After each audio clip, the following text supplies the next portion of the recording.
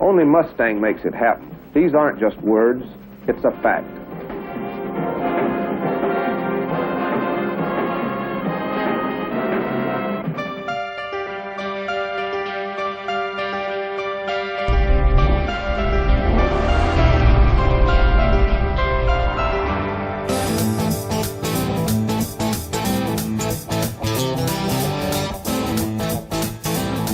A lot of people don't really know that Carroll's entry into Ford Motor Company came through Ford Racing. Lee Iacocca called me in 1964, right after the Mustang came out, and says, we want to make a race car out of this.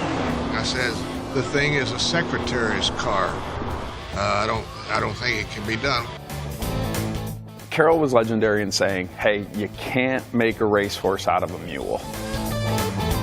I mean, let's face it, Lee Iacocca wanted to have a performance reputation for Ford.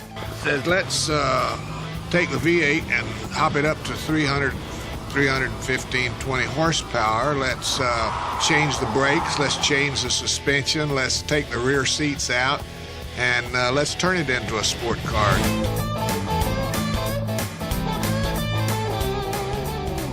A car makes a name doesn't make a car.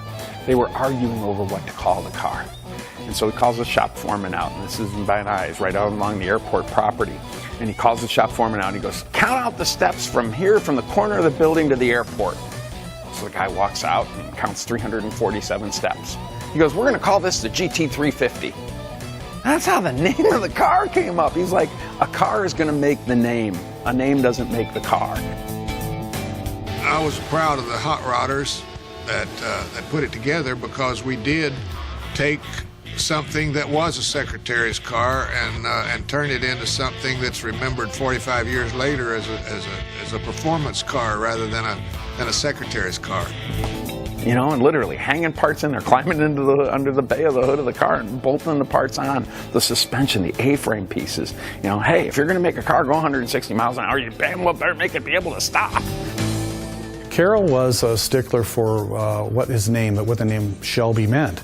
So he didn't want the bean counters coming in and telling them, well, those brakes are expensive, we can use these cheaper brakes. Or those tires are expensive, or that engine is expensive.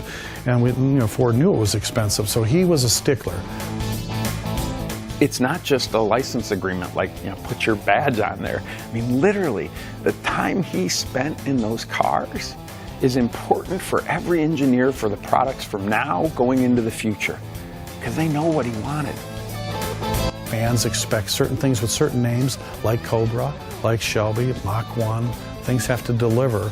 So Ford's now in the business of delivering those promises and living up to those legacies of names like Carroll Shelby.